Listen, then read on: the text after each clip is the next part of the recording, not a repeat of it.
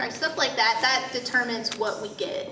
Oh, and then also with our licensors, do we already know them? Do we need to establish, a relationship? Is it somebody that they want to work with us, so they come to us? Sometimes the Japanese will say, well, we have this new title that we would like you to look at, please, stuff like that. So that's how. And whatever shows have the coolest hair. That was Dragon Ball. That factors in. That was Dragon Ball Z. We based Pointy. it purely on hair. Pointy hair, good thing. And, Multicolored. like little antenna hair also. Yes, you in blue and white hat. I think it's you. Yes, okay, I wasn't sure if it was your hand or the person next to you. My question is for Laura. I remember asking you a question about Masters. You Yes. didn't have that much to do in it, so it was kind of, the voice and stuff. Right. But I just wanted to let you know that when I first saw the show, and this is for everybody too, at the very end, I thought your performance and the guy, I don't know his name, but Troy Baker? at the very end, I thought the acting was so good, I actually did cry that last scene. And for this, I know that you were very emotional on Full Metal Alchemist when you talked about the relationship between the brothers. I want to know if any of you watched any other anime that actually did that for you. I helped to direct Gunslinger Girl, and I had recorded on it, and while you're directing, you're kind of separated from it because you're looking at it from a technical aspect. And we finished with the whole show, and about a month later I went back and rewatched everything, and even though I had just worked on it, I watched through the whole thing and I got to the last episode and I was sobbing at the end. I'm just like, wow, that really hits you. That's a really, really good show. If you guys haven't seen it, you should check it out. It's short, easy to. That's what happened. I felt exactly the same way about Shin-chan.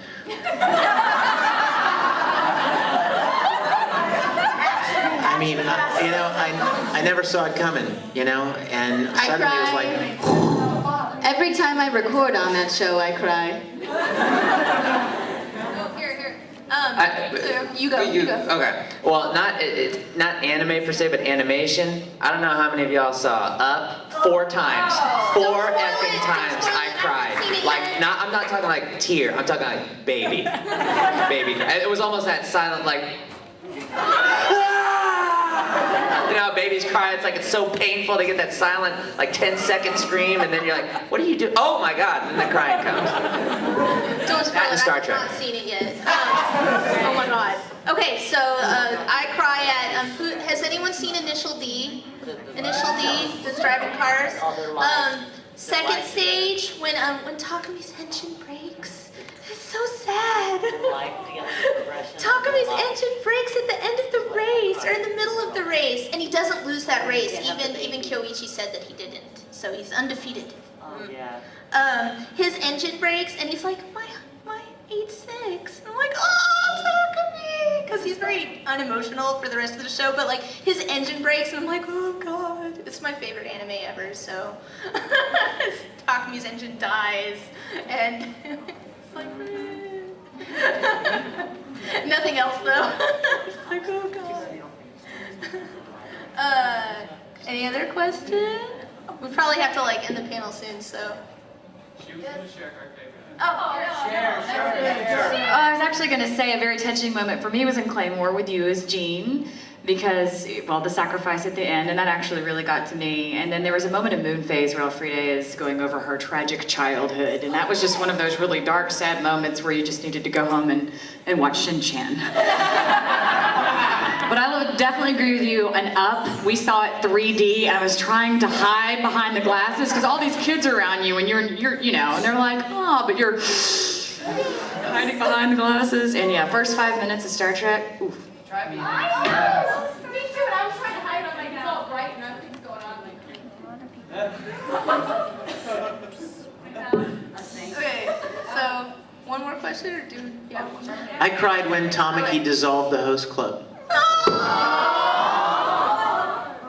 I did. I got one just for I totally did. It was sad. crying right now. I can't believe he did it. I swear it was so sad. stop right now. When Uncle Jesse had the long hair and he accidentally cut it and he had to cut his hair all off, end of a legacy. End of a legacy.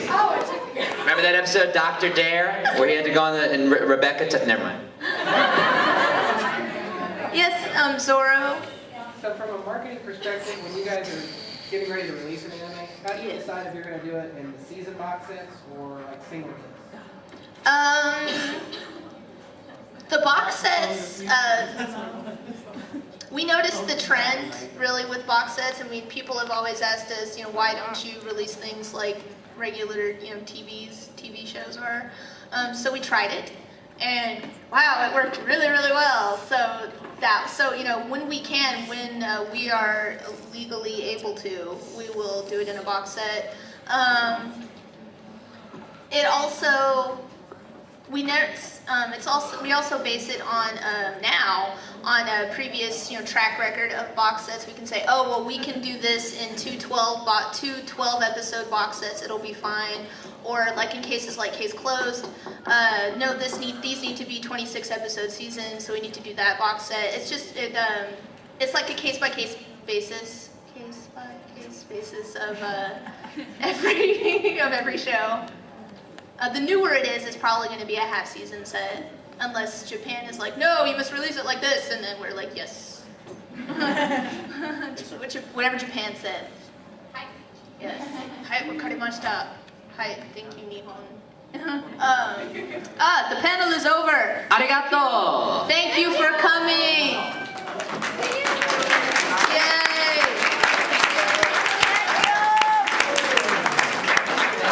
Hey, go to the Artist Alley and buy some stuff from me. I have an Artist Stay Alley away from those table. yaoi paddles. I have an Artist Alley table. My commissions are open. I have open commissions. So if you want me to draw crap for you for monies, please come by Oh, Artist Sophie Alley. is the bomb. Go over to the Yeah. Artist Alley and get her to draw some amazing stuff for you. And the Artist Alley is still open until 7.